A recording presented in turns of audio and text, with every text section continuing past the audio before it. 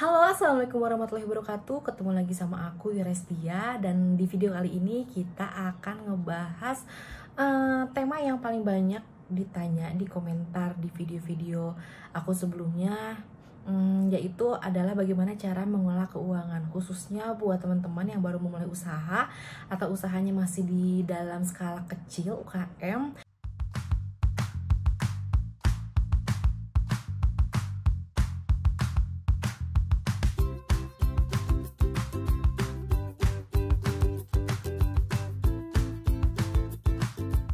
Aku benar sharing, berbagi pengalaman aja, berbagi ilmu, sedikit ilmu yang aku tahu, biar teman-teman punya pegangan bagaimana cara mengelola keuangan.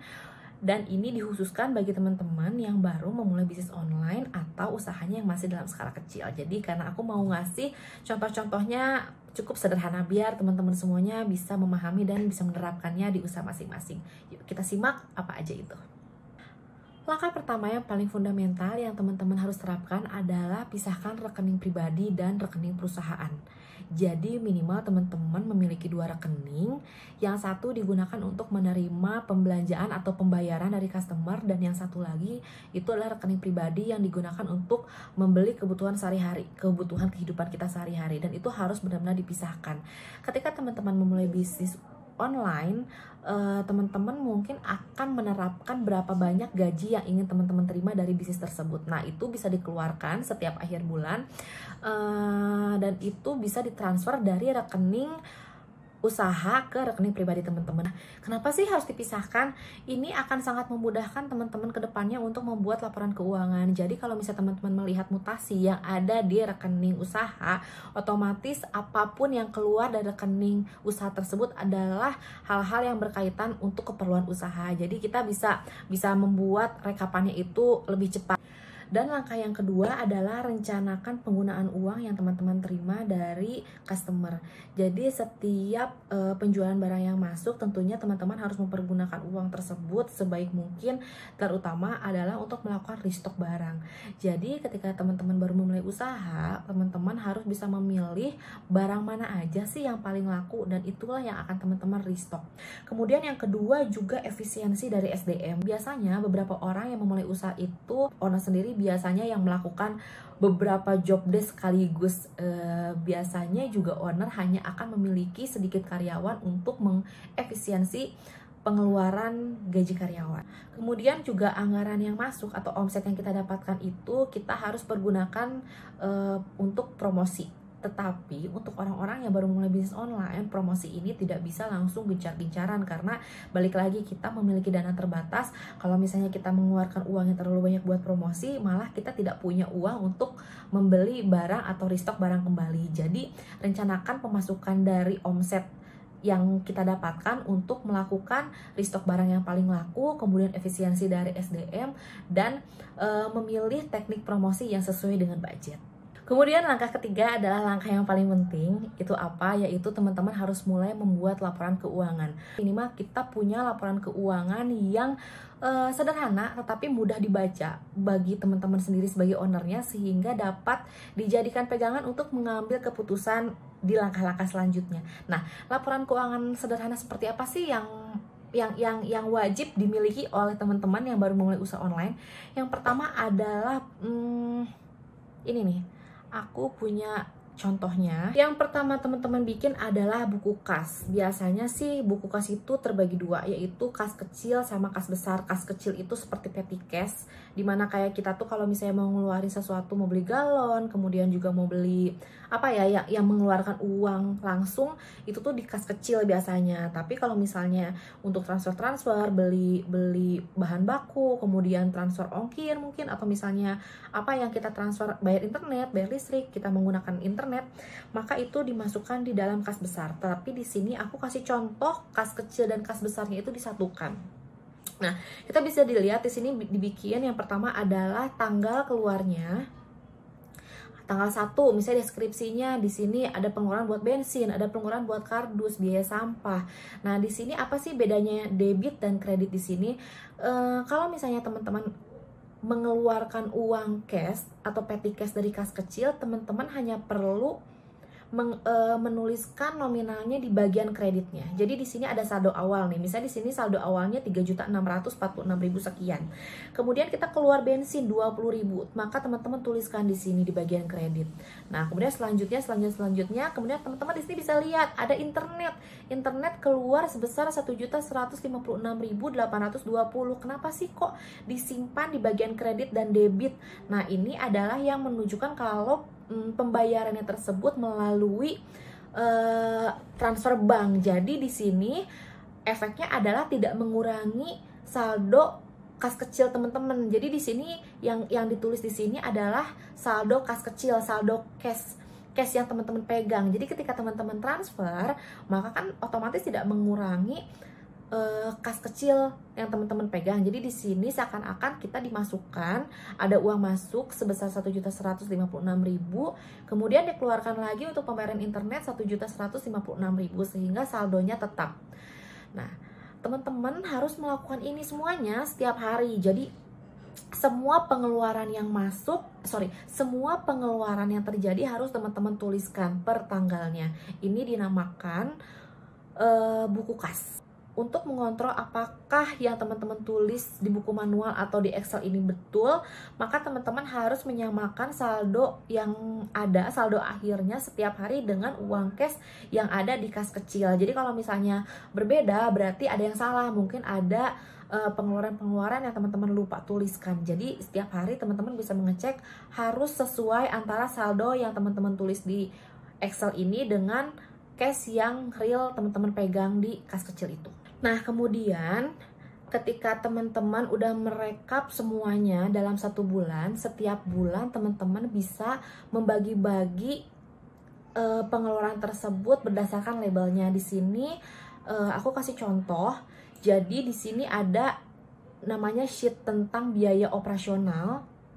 Nah, dari buku kas yang teman-teman tulis tiap hari itu, teman-teman membagi-bagi lagi yang masuk ke operasional apa aja. Kalau di sini saya tuliskan ada biaya akomodasi, seperti biaya akomodasi itu seperti bensin. Kemudian ada biaya packing. Di sini tuh biaya packing tuh masuk seperti lakban, bubble, kemudian juga paper bag atau plastik. Kemudian di sini ada biaya pantry. Maksudnya kalau misalnya teman-teman punya karyawan, di situ disediakan kopi, teh, gula, air galon. Nah, ini masuk ke pantry. Kemudian di sini juga ada ATK.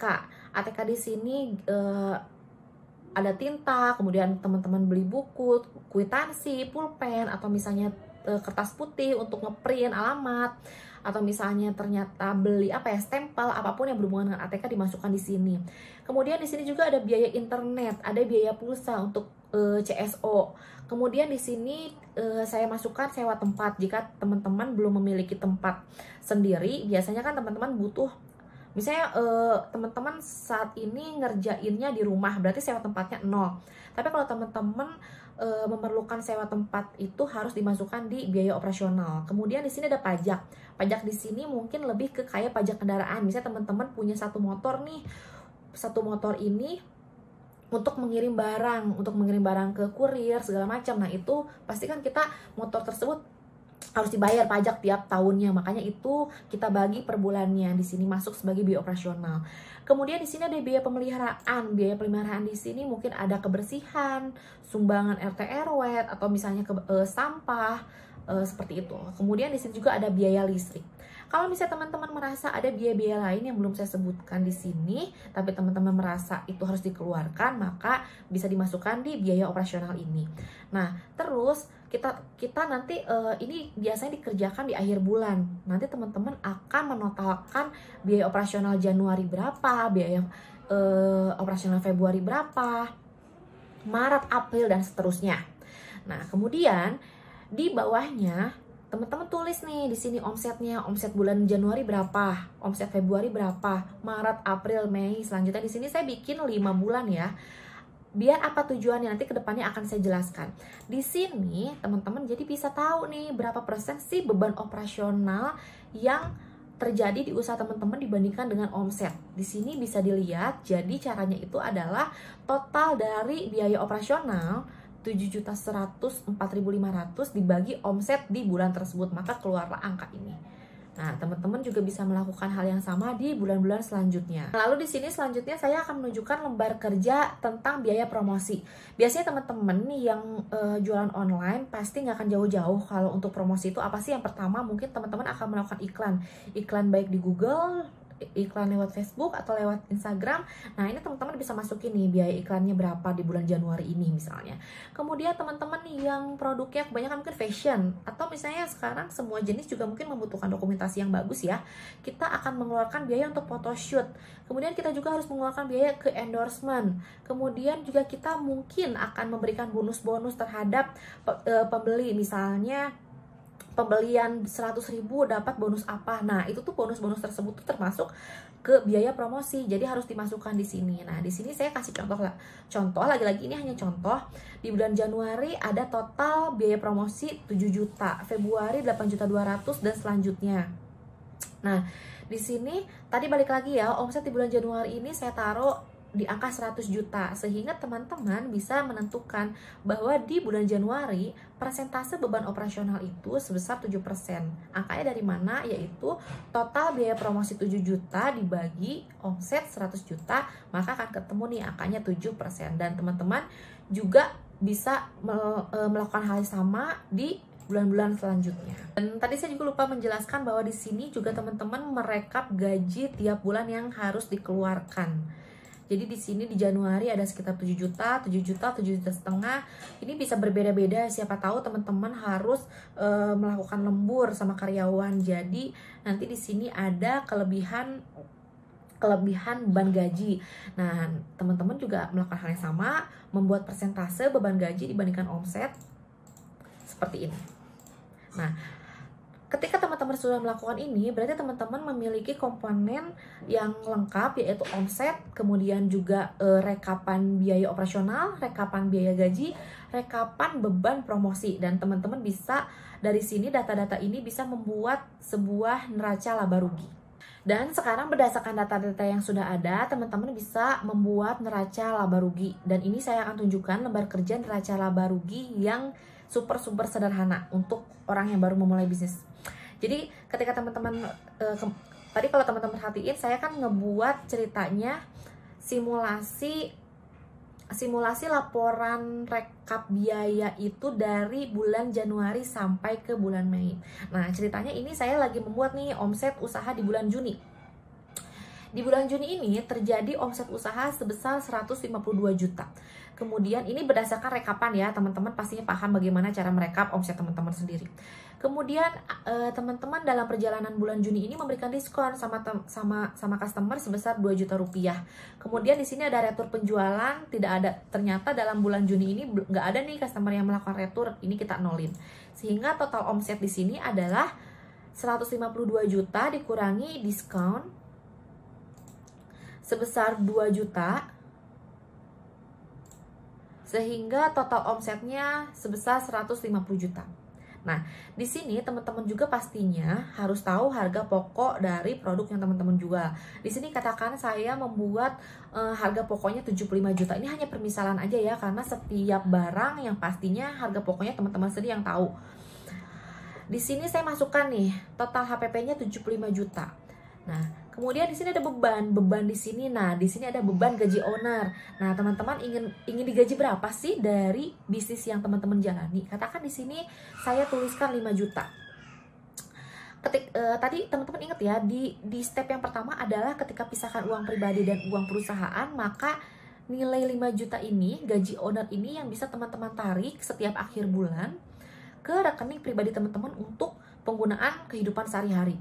Kemudian di sini ada beban gaji karyawan. Katakan beban gaji karyawan di bulan Juni ini 10 juta. Kemudian beban promosi 13 juta, katakan beban operasional 15 juta. Ini angka-angka ini hanya contoh ya. Jadi rekapannya pasti berdasarkan real. Nah, di sini akhirnya dijumlahkan total bebannya, total beban gaji owner, karyawan, promosi, operasional sebesar 43 juta. Sehingga laba rugi bersih teman-teman di sini adalah 150 juta dikurangi harga pokok penjualan 75 juta. Kemudian di sini ada beban sebesar 43 juta. Sehingga di sini dibukukan di bulan Juni ini laba bersih teman-teman semuanya adalah 30 juta rupiah. Kalau misalnya di persentase 30 juta ini 32 juta dibagi 152 juta, maka keluar angka 21,05%. Ini adalah persentase laba bersih dibandingkan dengan omset usaha. Kemudian lembar kerja selanjutnya adalah teman-teman harus punya atau harus tahu berapa nilai persediaan. Persediaan itu nilai modal ya, persediaan barang yang teman-teman miliki di akhir periode atau akhir bulan itu.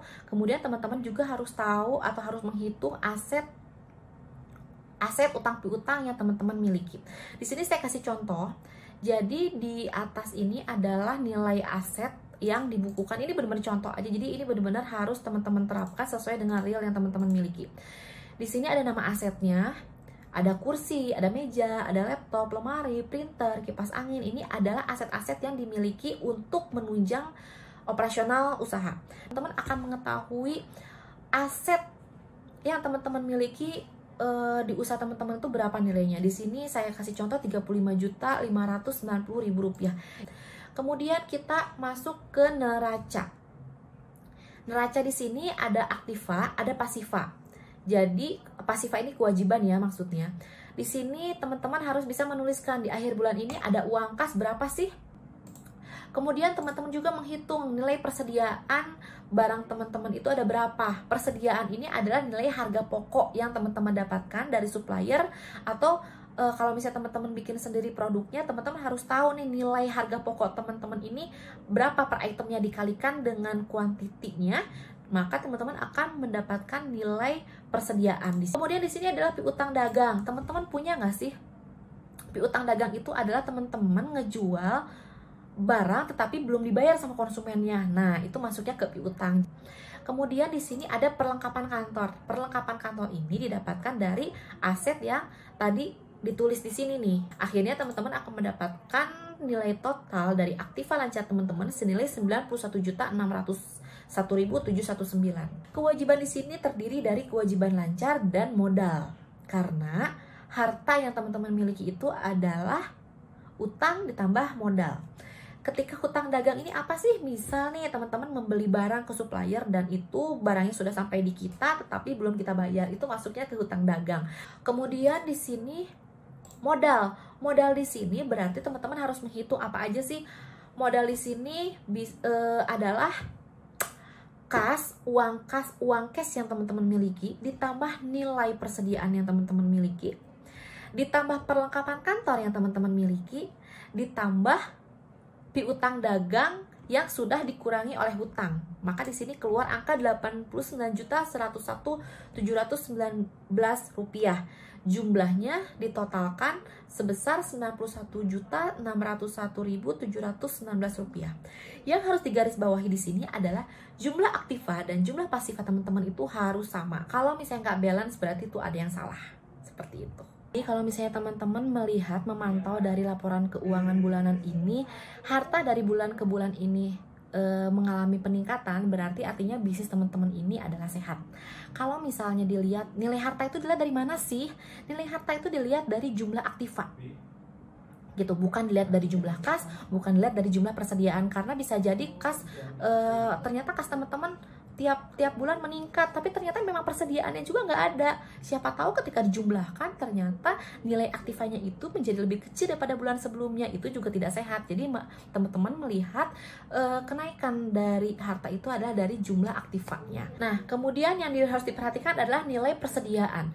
Nilai persediaan dari bulan ke bulan usahakan stabil, minimal nggak turun. Jadi kalau misalnya dari awal usaha ini 50 juta persediaannya, maka bulan-bulan selanjutnya usahakan tetap 50 juta. Ketika bisnis teman-teman mengalami perbaikan, mengalami pengembangan, maka sewajarnya sebagai owner teman-teman harus bisa menyisihkan dari laba bersih teman-teman untuk menambah kembali modal ke usaha teman-teman, sehingga logikanya persediaannya harus semakin meningkat. Jadi kalau misalnya teman-teman mau mendengarkan saran saya, teman-teman sebaiknya mengencangkan ikat pinggang di awal-awal memulai usaha. Jadi saya sarankan adalah adalah ketika teman-teman punya 100% dari laba bersih ini, 90% bisa teman-teman masukkan lagi ke modal kerja, dan 10%-nya lagi teman-teman simpan untuk dana darurat. Dana darurat ini bisa digunakan yang pertama untuk membiayai nilai inflasi, kemudian yang kedua keadaan-keadaan darurat seperti misalnya kayak sekarang dalam kondisi krisis corona ini, misalnya penjualan menurun tetapi tingkat kehidupan kita tetap harus makan, tetap harus bayar kontrakan misalnya. Nah itu dana-dana darurat seperti itu bisa dipakai seperti itu. Dan kita akan bertemu di video selanjutnya, di mana aku akan ngebahas masih seputar tentang pengelolaan keuangan, tetapi perbedaannya adalah pengelolaan keuangan yang bisa diterapkan oleh orang-orang yang usahanya sudah mulai berkembang. Jadi di next video kita akan ngebahas bagaimana cara mengelola keuangan saat usaha kita meningkat. Jadi sampai ketemu di video selanjutnya. Mohon maaf jika ada salah-salah kata. Wassalamualaikum warahmatullahi wabarakatuh. Bye.